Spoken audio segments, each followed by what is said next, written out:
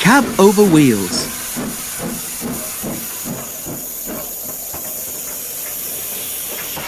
You're lucky to have a long line, Wilbert told Thomas and Toby. Mine is only 1.5 miles long, with a station at Norchard and another at Lydney.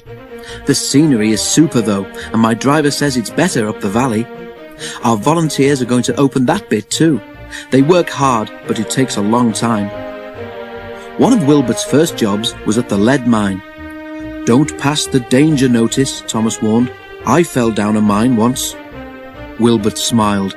I've worked in a colliery, he said, so I know about danger notices. But, he added, there was an engine once who thought he knew better. What happened? Asked Toby and Thomas. Wilbert paused.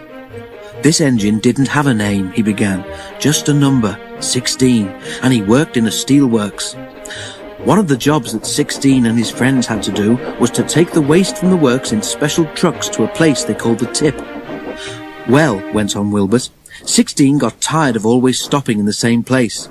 He tried to go further, but his driver always prevented him. The other engines tried to stop him too. If the notice says danger, you shouldn't pass it, they said. 16 paid no attention. Don't be stupid, his driver said. We mustn't pass the notice, or goodness knows where we shall end up. But 16 wanted to know.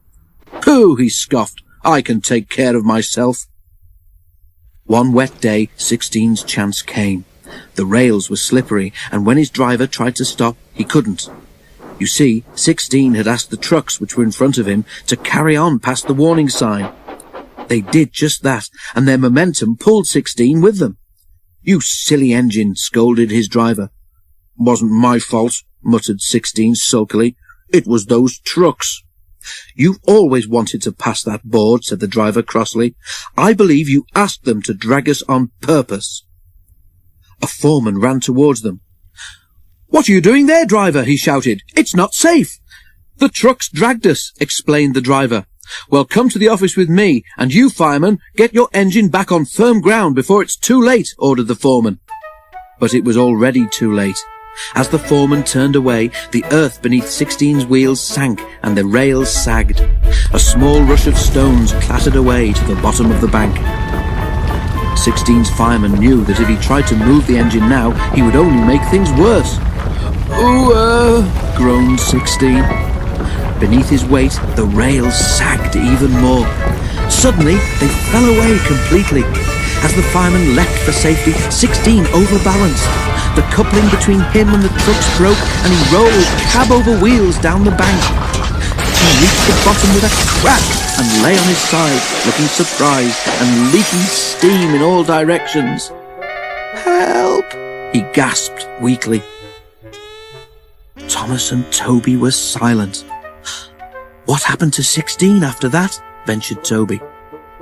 Oh, he was rescued, Wilbert said, but he wasn't repaired, and he was sent to the back of the shed in disgrace. Is he still there? Asked Thomas. He got better than he deserved, smiled Wilbert. Some preservation people came and bought him, and now he lives in the Midlands, but I think he's lucky to have been given a second chance. Thomas and Toby could only agree.